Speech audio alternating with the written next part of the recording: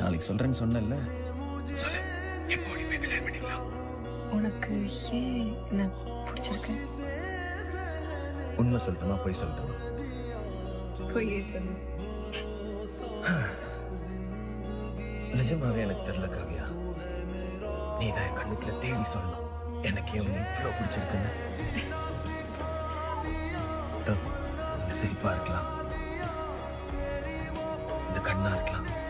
நானே எத்தனையோ பேரை பார்த்திருக்கேன்டா. ஆனா உன்ன மாதிரி வெறும் வாயில வட சுருள் நான் பார்த்ததுலடா எங்க அப்பா. அடி பேரழகே உன்னை சேர்ந்திடவே இந்த நாணயமோ சாட்சி. இருக்கும் உயிரும் உனக்கே உபயம், எதற்கு ஆராய்ச்சி?